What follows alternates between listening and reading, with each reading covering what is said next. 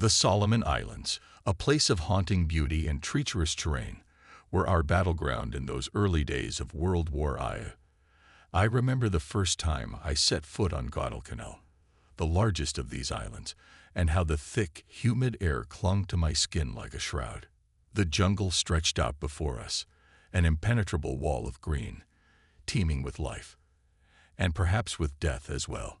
The U.S. Marines, young and eager, landed on those beaches in August of 1942, full of hope and resolve, unaware of the horrors that awaited them deeper within the island's heart.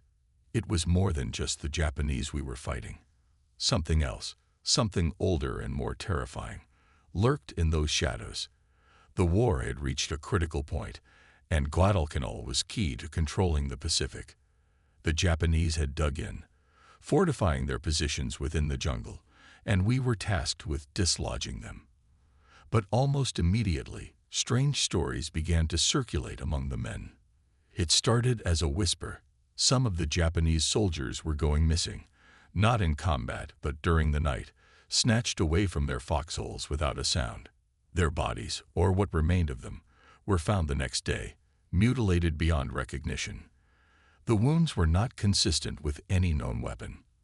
At first we dismissed these stories as the product of fear and fatigue, the jungle playing tricks on their minds. But as the days passed, the rumors grew darker, more persistent, and harder to ignore. The Solomon Islanders, the native inhabitants of these islands, seemed to know more than they were willing to share. They spoke in hushed tones about the giants that lived in the deep jungle, creatures that had roamed these lands long before the arrival of any foreign invaders. I recall one evening when a small group of islanders, their faces marked with a mixture of fear and reverence, warned us not to venture too far into the mountains. They claimed the giants, beings of immense size and strength, would take any who dared to trespass into their territory. We laughed it off as superstition, the kind of tale meant to scare off curious outsiders. But there was something in their eyes, a certainty that chilled me to the bone. As the days turned into weeks, the Marines pushed further into the jungle, determined to root out the Japanese strongholds. The terrain was unforgiving, a tangled mass of trees and undergrowth that seemed alive, eager to swallow us whole. The heat was unbearable, sapping our strength and clouding our minds. The further we went, the more we realized that this was not just a battle against the Japanese, but against the very land itself. Every step forward felt like a struggle against an unseen enemy, and the jungle, in its dense, suffocating embrace, seemed to whisper warnings we could not understand. It was during one of these pushes that we began to hear the first concrete reports of something attacking the Japanese. The stories were almost too incredible to believe. Entire squads ambushed, their bodies found torn apart, limbs missing, heads crushed. The Japanese, known for their discipline and stoicism, were losing their nerve. There were accounts of soldiers fleeing their posts, abandoning their weapons, driven mad by what they had seen. Some spoke of giant, hairy creatures, standing twice the height of a man, with strength enough to rip a human in half. Others mentioned smaller, more elusive beings that watched from the trees, their eyes glowing in the dark. It was becoming clear that whatever was out there was not just a figment of the imagination. I remember the tension among our own men growing as these stories spread. Fear is a powerful thing, especially in the jungle, where the line between reality and nightmare is razor thin. The night took on a new menace, the sounds of the jungle now filled with threats. Every rustle in the leaves, every snap of a twig, sent a shiver down the spine. We were soldiers, trained to fight and kill, but how do you fight something that can disappear into the trees, that strikes without warning and leaves no trace?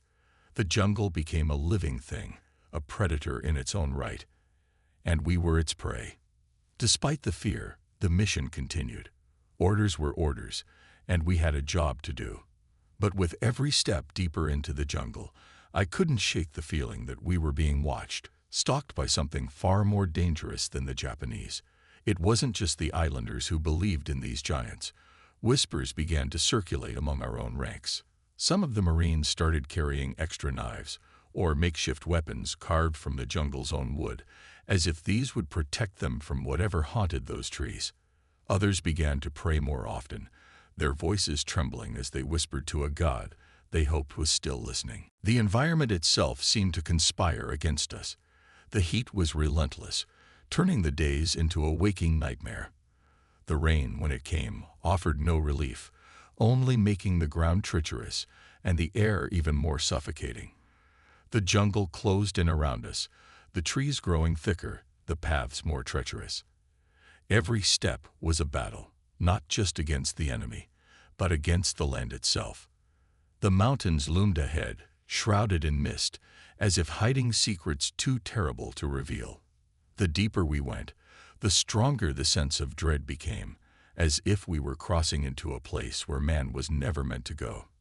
As we prepared for another push into the interior, I could see the strain on the faces of the men around me. The war had aged them, the jungle had worn them down, and the stories of the giants had shaken them in ways they wouldn't admit. I felt it too, a gnawing fear that what we were about to face was beyond anything we had been trained for. The islanders' warnings echoed in my mind, and I couldn't help but wonder if there was truth to their tales. We were soldiers, fighting a war, but here, in this jungle, it seemed we had become intruders in a realm that did not belong to us. By the time we set out that morning, the sky was overcast, the air thick with the promise of rain. The jungle was eerily quiet, as if holding its breath. The path ahead was narrow, winding through dense undergrowth and towering trees. Every sense was heightened, every sound magnified. We moved in silence, weapons at the ready, eyes scanning the shadows for any sign of movement. The tension was palpable, a living thing that gripped each of us. I could feel it in the pit of my stomach, a cold certainty that something was waiting for us out there, just beyond the edge of sight.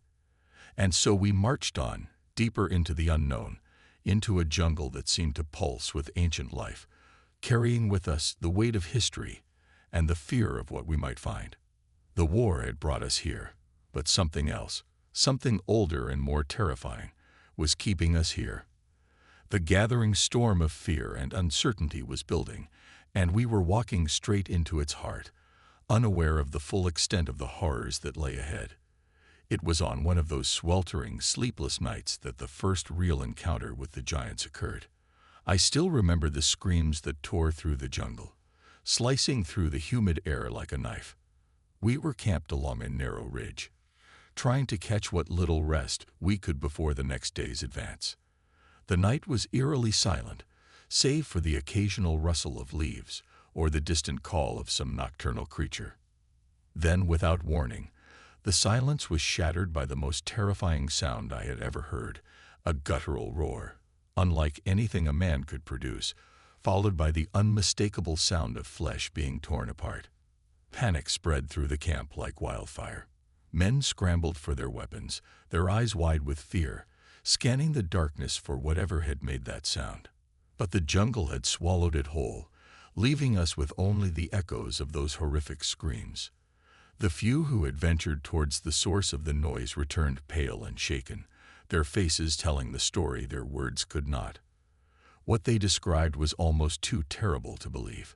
Bodies ripped limb from limb, heads crushed as if by some enormous hand, and tracks, massive, deep impressions in the mud, leading away into the depths of the jungle.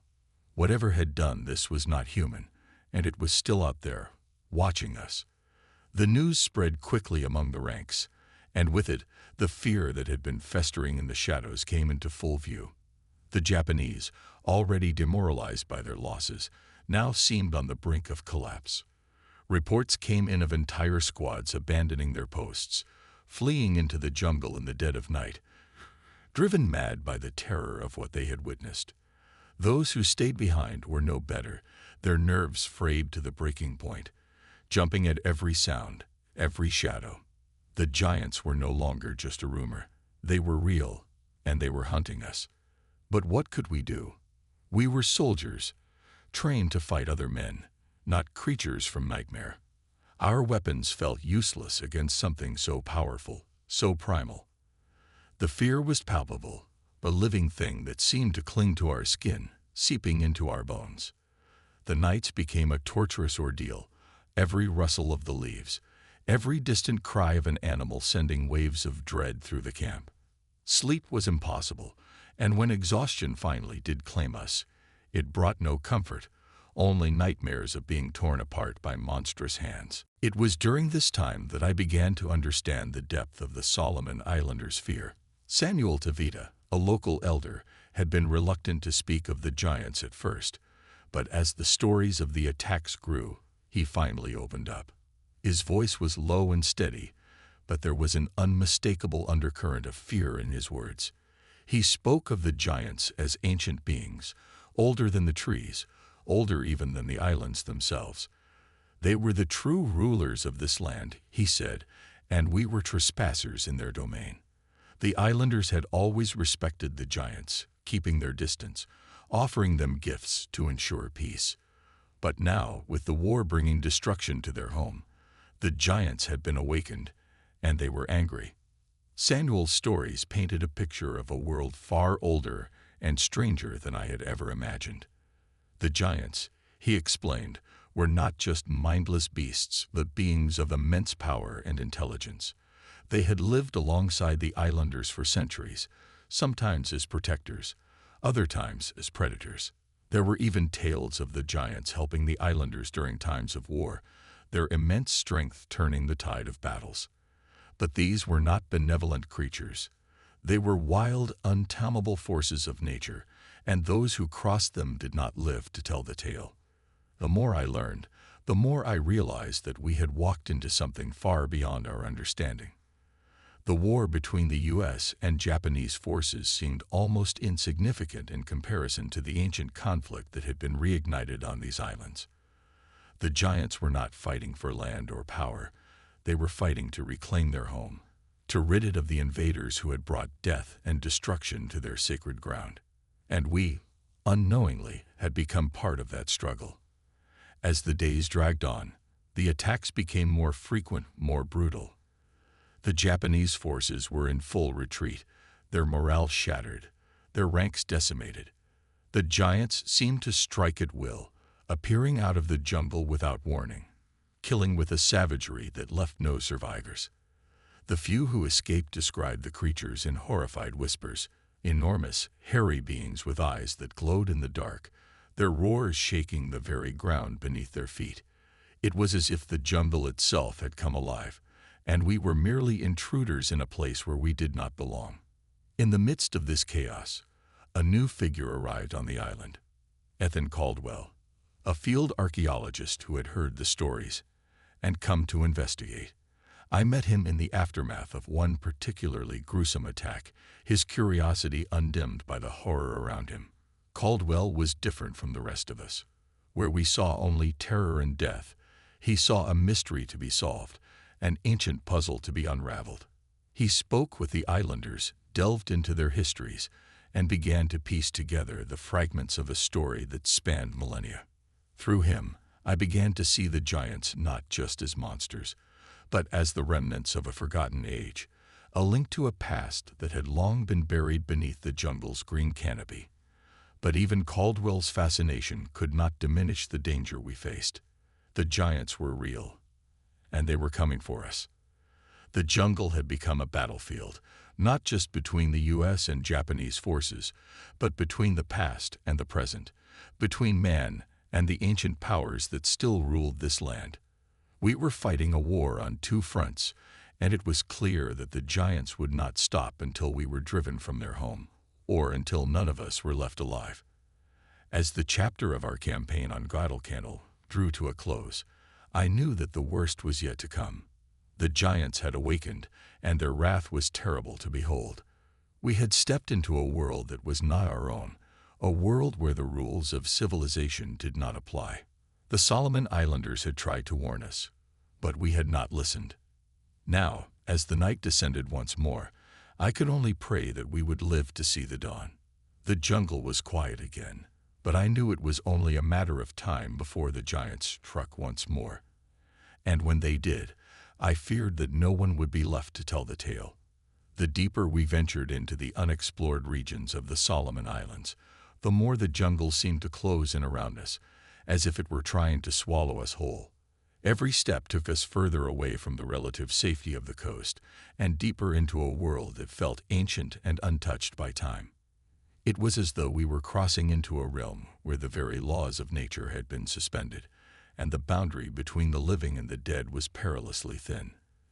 The air was thick with humidity and the scent of decay, the sounds of the jungle growing louder, more oppressive, as if the land itself was trying to warn us away. Ethan Caldwell was relentless in his pursuit of the truth. Despite the dangers, he pressed on, driven by a curiosity that bordered on obsession. I often found myself marveling at his determination, even as I questioned the wisdom of his actions. Caldwell's fascination with the giants and the mysteries of the island was infectious, and despite my better judgment, I found myself drawn into his quest. He spoke of the giants not as monsters, but as relics of a bygone era, survivors of a world that had been lost to history. His passion was palpable, and it was clear that he believed we were on the brink of a discovery that could change everything we knew about the past. As we pushed further into the jungle, Caldwell began to uncover signs that something truly ancient lay hidden within the island's depths. He found strange carvings on the trunks of trees, symbols that resembled nothing we had seen before. They were worn with age, their meaning lost to time, but Caldwell was convinced that they were connected to the giants. He speculated that these symbols were part of an ancient language, a form of communication used by the giants or their ancestors. The idea was both thrilling and terrifying. The thought that we were not just dealing with physical beings, but with a culture, a civilization that had once thrived here, long before our own. The jungle itself seemed to resist our presence, as if it were alive and aware of our intrusion. The terrain grew more treacherous with every passing day, the undergrowth thicker, the paths narrower and more winding. The trees loomed over us, their branches intertwining to form a canopy so dense that it blocked out the sun, plunging us into a perpetual twilight. It was easy to lose one's sense of direction in that place, and more than once we had to retrace our steps to find the right path. But Caldwell pressed on, undeterred by the obstacles, his eyes always scanning the surroundings for the next clue, the next piece of the puzzle. Lucas Hale, the author who had documented many of the island's mysteries, had warned us of the dangers that lay ahead. His research, drawn from the oral histories of the Solomon Islanders, spoke of strange occurrences in these unexplored regions, disappearances, sightings of bizarre creatures, and encounters with forces that defied explanation. Hale had interviewed countless islanders, piecing together their stories into a tapestry of myth and legend that hinted at something far more profound than mere folklore. He had written of giants, yes, but also of other beings, UFOs seen hovering over the mountains, strange lights in the sky, and whispers of reptilian creatures that lived beneath the earth. Hale's work suggested that the giants were just one part of a much larger mystery, a mystery that had drawn the attention of otherworldly forces. It was in these moments of quiet reflection, as we sat around the campfire at night, that I began to understand the full scope of what we were facing. The giants were not just relics of a forgotten past. They were part of a complex web of stories and beliefs that spanned centuries, perhaps millennia. The Solomon Islanders had lived with these legends for generations, their lives shaped by the presence of these beings. They spoke of the giants with a mixture of fear and reverence, as though they were both protectors and destroyers, beings of immense power that could either bless or curse those who crossed their path. And now we had brought the full force of modern warfare into their world, disrupting a balance that had existed for who knows how long. One evening, as the fire crackled and the jungle whispered around us, we were joined by a woman from one of the nearby villages. Her name was Lailani, and she carried with her a story that sent a chill through my bones. Lailani had been missing for 25 years, and her return was nothing short of miraculous, or terrifying, depending on how one looked at it. She claimed to have been abducted by one of the giants, taken deep into the mountains where she lived as its captive. Her tale was one of survival, but also of something darker. She spoke of being impregnated by the giant, of giving birth to a child that was neither fully human nor fully giant. The islanders treated her with a mixture of awe and fear, and as she recounted her story to us, I could see why. There was a truth in her eyes that was undeniable, a conviction that left no room for doubt. Leilani's story added a new layer to the mystery, one that none of us were prepared to face. If what she said was true, then the giants were not just ancient relics, but beings capable of interacting with humans in ways that defied all logic and understanding. The implications were staggering, and I could see the weight of it bearing down on Caldwell. He was no longer just an archaeologist seeking knowledge. He was a man on the edge of a discovery that could rewrite history, and possibly even redefine what it meant to be human. But even as we delved deeper into these mysteries, the danger continued to grow. The giants were still out there, watching us, waiting. The jungle had become a living thing, a predator that stalked us through the night. We were intruders in a place that did not belong to us, and the giants would not rest until we were driven from their home, or worse. The stories of UFOs and reptilian creatures only added to the sense of unease, as if the giants were not the only beings we needed to fear. As we prepared to push even further into the interior, I couldn't shake the feeling that we were on the brink of something terrible. The jungle had taken on a life of its own, its every sound and shadow filled with menace.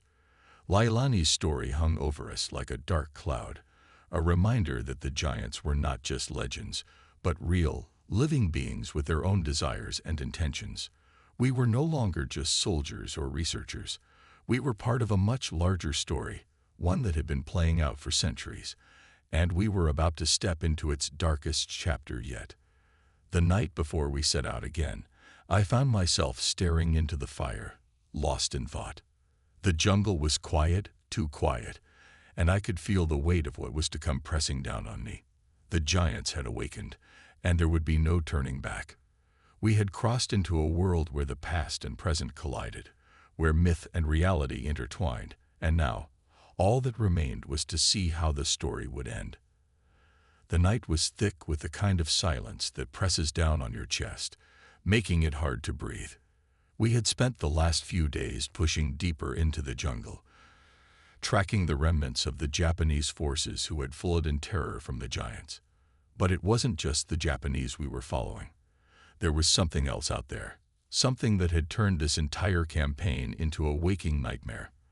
The reports of more attacks had come in steadily, each one more gruesome than the last. Bodies torn apart, men driven to madness. There was no mistaking the handiwork of the giants. It was as though they were waging their own war, a war that had nothing to do with nations or politics, but with something far older and more primal. That evening, as we prepared for what we knew would be our final push, there was a sense of foreboding in the air. The men were tense, their faces drawn with exhaustion and fear. We had been fighting a war against an enemy we couldn't see, an enemy that seemed to know the jungle better than we ever could.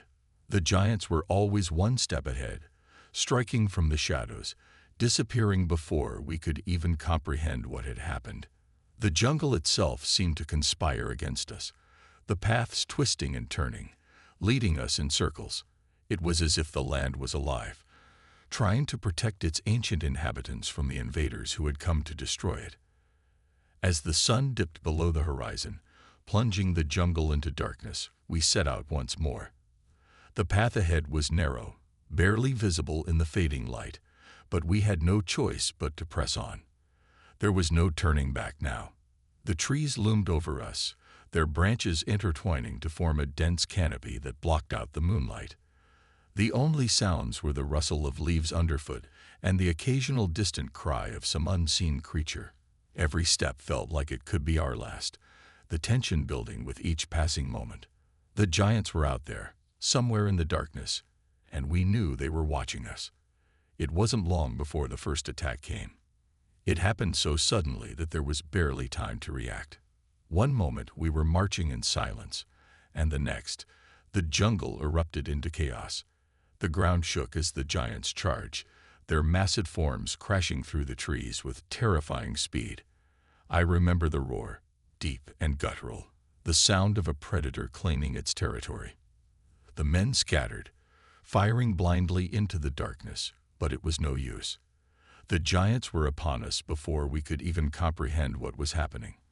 I caught a glimpse of one of them, a towering figure, its eyes glowing with an unnatural light, its massive hand swinging down towards a group of soldiers. The scream that followed was cut short, lost in the cacophony of the attack. Panic spread through the ranks like wildfire.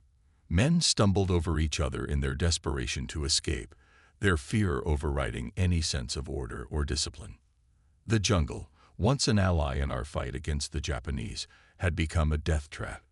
The trees that had provided cover now hemmed us in, their twisted roots tripping up those who tried to run. The giants moved with terrifying efficiency, striking with a force that left no room for retaliation. It was a massacre, pure and simple, and all we could do was try to survive the onslaught.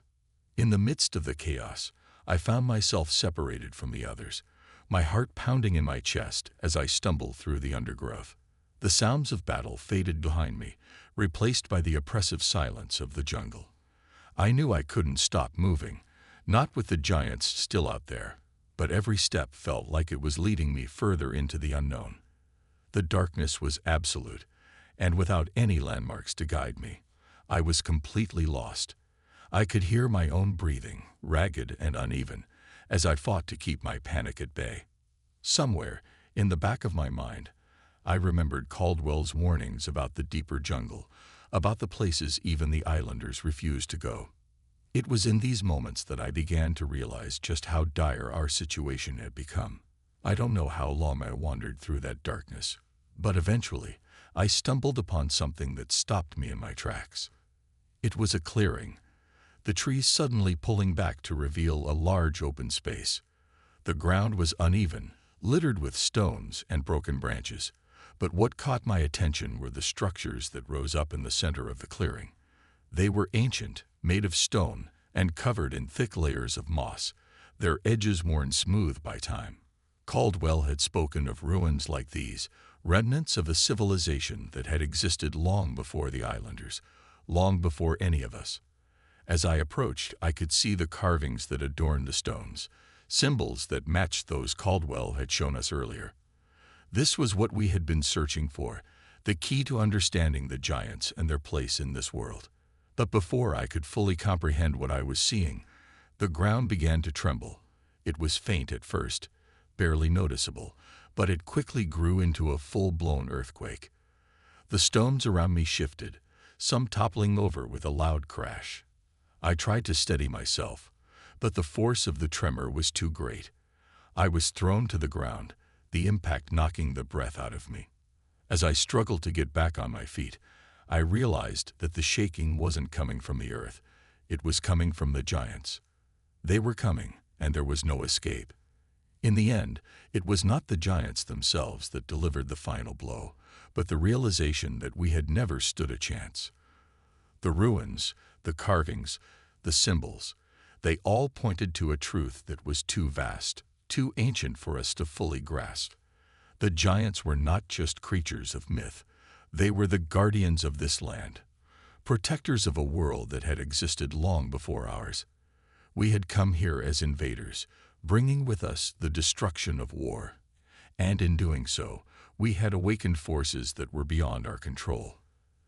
The giants were simply the harbingers of a much larger reckoning, one that would continue long after we were gone. As I lay there, the jungle closing in around me, I knew that this was the end of our campaign. The giants had won, not through sheer force, but through the weight of history itself. They had reclaimed their home, driven us out, and now they would return to the shadows, waiting for the next time someone dared to disturb their world. And as the darkness swallowed me whole, I couldn't help but feel a strange sense of peace. We had been fools to think we could conquer this land, fools to believe that we could impose our will on a place so ancient, so powerful. The giants had reminded us of our place in the world, and in doing so, They had restored the balance that we had so carelessly disrupted. The last thing I remember before everything went black was the sound of the jungle, alive with the whispers of the past, and the knowledge that the giants would always be there, watching, waiting, ready to protect their home from anyone who dared to challenge them again.